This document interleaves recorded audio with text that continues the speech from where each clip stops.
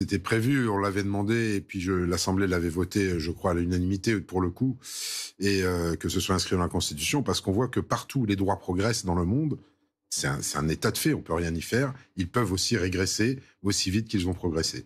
Et le droit des femmes, je pense, comme le droit des enfants, le président l'a rappelé, comme le droit aussi des LGBT, enfin tous les droits essentiels, tous les droits humains doivent progresser, et on doit les protéger partout dans le monde, parce que personne n'est à l'abri qu'une démocratie tombe et qu'elle soit remplacée par un gouvernement un peu plus autocrate qui viserait effectivement à détruire et à détricoter ses droits.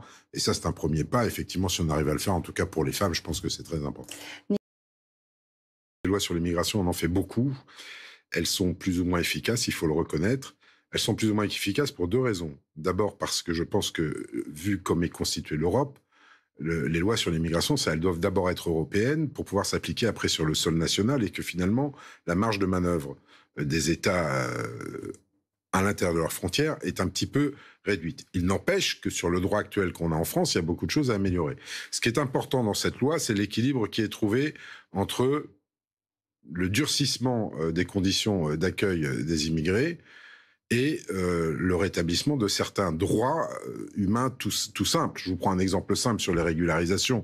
Je me doute que Nicolas B ne sera pas d'accord avec moi, mais tous dans nos circonscriptions, moi ça m'arrive à peu près une dizaine de fois par an, on est là pour essayer d'aider à faire obtenir des renouvellements de cartes de séjour à des gens qui sont intégrés depuis 5, 10, 15 ans. Vous savez, le fameux petit arabe du coin qui ouvre jusqu'à 23 heures, bah, ces gens-là, les gens n'ont pas envie de le voir partir, lui. Et il peut, dans la plupart des cas, il n'est pas régularisé, il doit courir après ses papiers tous les ans.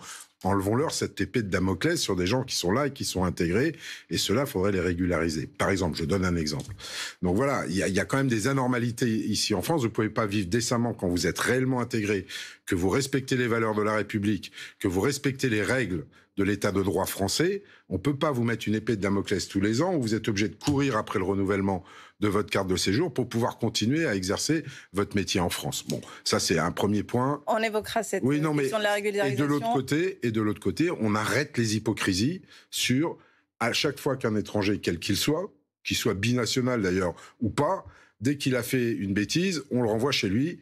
Les gens savent très bien que les règles du droit international ne se passent pas comme ça. Donc arrêtons les fantasmes de part et d'autre. Pas de régularisation systématique, pas de renvoi systématique non plus, parce que c'est tout simplement pas possible. Voilà. On vous a entendu. Non, je suis pas inquiet. Le Parlement est souverain. Le Parlement votera en son âme et conscience. Mais je trouverais quand même assez paradoxal que des gens qui font de leur fonds de commerce l'immigration, dont Monsieur Nicolas B, puisque c'est la théorie du grand remplacement qu'il prône. C'est pas une théorie, c'est non, mais attendez, français. Monsieur B, je vous ai pas interrompu. Oui. Voilà. Je veux parler, oui. Que ces gens-là refusent de débattre. Enfin, Monsieur B n'est pas forcément représenté à l'Assemblée nationale, mais ses cousins, on va dire, du Rassemblement national, et maintenant les LR, qui se rapprochent de plus en plus de Marine Le Pen, je trouverais quand même assez fort de café qu'ils ne veuillent pas débattre sur un projet de loi, même s'ils ne l'acceptent pas. Mais le débat doit aller au bout, et je vais même vous dire plus, on doit voter. Quitte à ce que la majorité présidentielle perde, on doit voter. Pas de 49-3. Parce que là, les oppositions vont être mises face à leurs responsabilités. C'est facile d'être dans l'opposition, prenez pas de risque. Vous pouvez dire n'importe quoi, de toute façon, ce sera oublié dans les 15 jours qui viennent. Je veux juste répondre, si vous me permettez, sur la convention avec l'Algérie de 68. Ok, supprimons-la comme l'avaient proposé les Républicains dans leur niche parlementaire. Si vous la supprimez, il se passe quoi ? On retourne aux accords d'Évian. Exactement, de 1962, libre circulation pour les Algériens.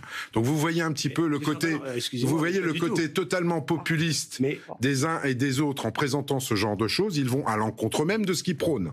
Donc il faut que les Français se rendent compte de ce côté populiste et mensonger des oppositions sur des choses qui sont sérieuses, parce qu'on parle de gens, on parle de vie humaine, et ils ne font que de la politique politicienne. Non, mais vous êtes en train de nous dire c'est extraordinaire. Supprimer l'AME, c'est ne plus savoir comment sont soignés les gens qui sont sur notre sol et qui n'ont pas à y être. Je vais vous dire pourquoi. Parce qu'aucun médecin en France, et fort heureusement, ne s'empêchera de soigner, ne s'interdira de soigner quiconque, qu'il soit étranger ou pas, qui viendrait le voir sans papier, ils le soigneront. C'est le serment d'Hippocrate. Aujourd'hui, on sait combien ça coûte. On sait ce qu'il y a dans le panier. Demain, on ne saura pas combien ça coûte, mais dans les hôpitaux, les gens viendront quand même se faire soigner. Imaginez un instant qu'on n'ait pas eu l'AME pendant la pandémie du Covid. La catastrophe aurait été considérable. Donc il faut arrêter de dire des bêtises et de faire croire que l'AME est une pompe aspirante. Juste un petit point sur les soi-disant visas médicaux, parce que ça, je sens que ça va revenir. Ça représente aujourd'hui sur le territoire français 3000 personnes. qui viennent pour des maladies rares et graves dont ils ne trouvent pas les moyens de se soigner chez eux.